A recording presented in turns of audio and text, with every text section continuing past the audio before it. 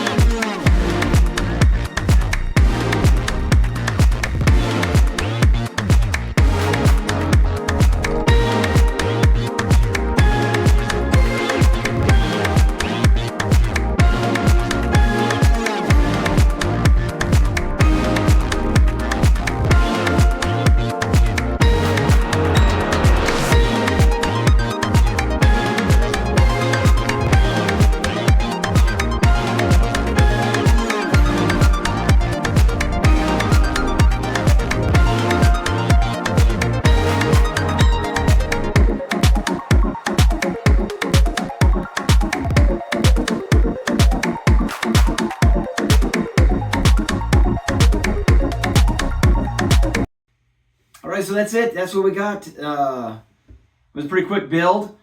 I had a lot of fun doing it. And it's a pretty outstanding model. You get, obviously, the excavator itself, which obviously has the jib and the boom. And then you get 3 minifigures. You have the little dude in the hard hat and the suit with the blueprints, which I assume is the job foreman. Then you have a little dude here with the headphones on, and he's the operator. Although in my experience, you really don't need the hearing protection when you're inside the cab. So it's always bothered me in the last couple of years that the operator has to wear hearing protection when the machine makes the most noise on the outside, not the inside. I don't know. Anyways, I only assume that is the operator. And then we have a young lady here with a hard hat and hair and a radio, which I assume is some sort of spotter. Or it could be anybody on the site, actually. Most of the time, you don't need somebody else out there when you're excavating. The new machines you have nowadays all have that laser setup, so you just hear the beeping from the stick on the boom instead of somebody standing in the hole anyways. But either way, a lot of fun build. Oh, and then, of course, it came with a very substantial booklet. And if I've noticed that the last couple builds, and on the Oxcinder, it was largely because of the technical elements to it. But this one didn't really have that much technical elements, although there is quite a bit in there. I just think LEGO is really focusing on making sure there's like 1 piece per step. And it's just making the booklet ginormous. I mean, there is literally 155 pages of steps to put this together. Now, it is, 633 pieces, but, I mean, the monorail is 745 pieces, and there was like 18 steps for that whole thing. So, I don't know. Could we find a middle ground there? We don't need to have a book. It's a lot of paper. And then, of course, as the newer sets are coming out, we're noticing that they're coming with a dark turquoise brick separator instead of the standard orange. Now, I don't really care what color it is, although it is nice. That's a good color. But you don't really do anything with them. I wear mine out anyways, taking apart tiles in the city. So the end gets all knurled up and we got to throw it away. So I appreciate the replacements that come with sets. But let's get into this. All right, so it was like every standard excavator. It's got, an arm and a boom and a bucket. It does turn and go 360 degrees. And the tracks roll. So that's pretty good.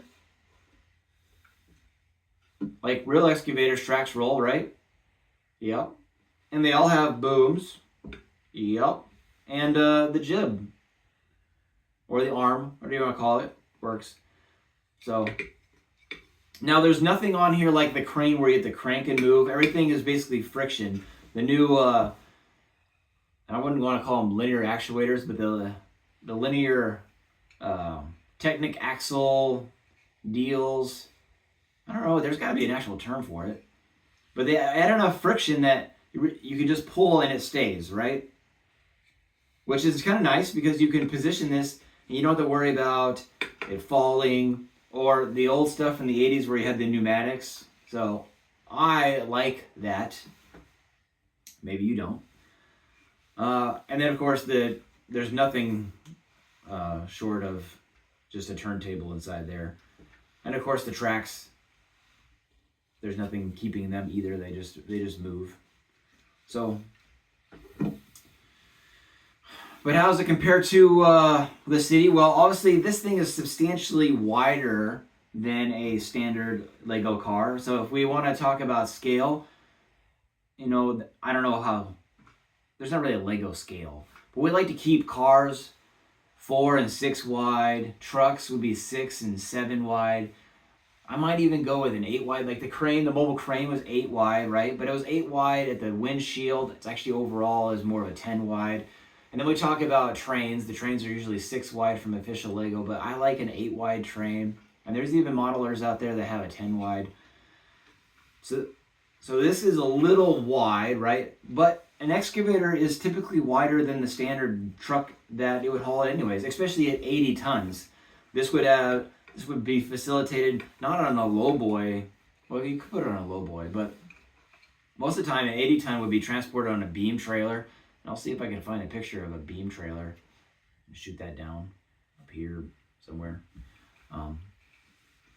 So honestly, it's not horrible. My city roads are a little bit wider than the standard Lego base plate, so that facilitates me having a little bit wider traffic. So it isn't really obtrusive driving down the road. Now, it would be driving down the road because 80-ton track vehicle on asphalt is just going to make you have to pay the municipality to fix the road.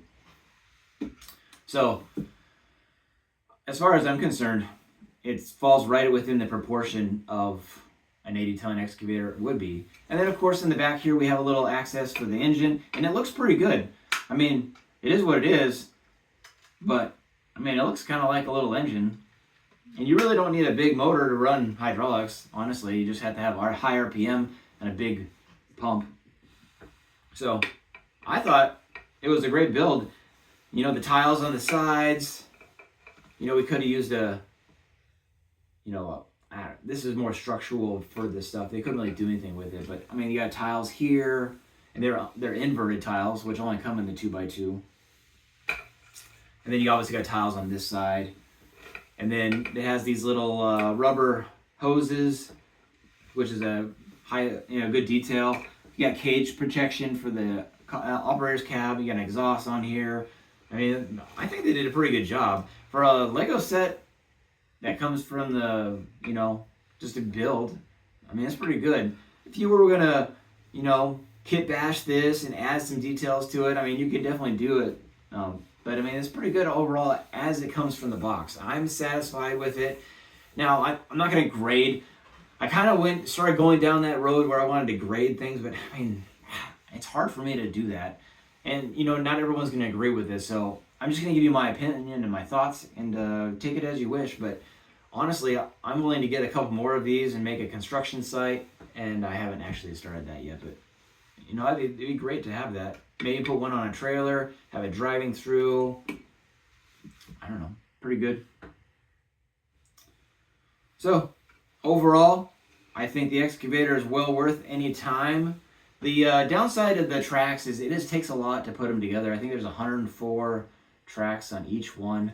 That takes a lot to snap them through. So I mean but any of the tracked stuff people complain about, or even like on the Eiffel Tower, like repetitive steps. There's a lot of like snapping bars into bar holders. So I mean, it is what it is. But I think that if you're looking for an excavator to go in your city, this is a good start. Now, there's plenty of people out there that kit bash, change Lego, update it, make it a little bit better, which is, I think, is a great idea. You know, start with the basics and then make it yours. Can't agree more. That's a great philosophy to start with. You already start with the solid construction. You can tweak things, change things, but as this sits, it's going to go in my city, and that's what it's going to be. Excavator build. Now, if you're still around and you stuck with us for this video, go ahead and give us a like, a subscribe, shoot us a comment what you thought. Do you have the excavator? Are you going to add it to your city? I don't know. And for those of you still following through, I apologize for the long duration between videos, but it's been a really busy spring. Actually, we're in a second winter, but it's been pretty busy, and I haven't had the opportunity to come out to the container and the studio and do anything, and it's just as it sits, and this is how it is. So it was nice for me to be able to take a break, come out here, do a little build, and of course, it's a construction element. I'm in the construction trade, so it was a nice, relaxing night. All right, well, thanks for sticking around. Hope you enjoyed it. I had a lot of fun building it, and was really excited to be able to tell you guys all about it. And stay tuned. Next time, we're going to do those Mills plates and add to that city. Thanks for watching. Happy building, and take care, everybody.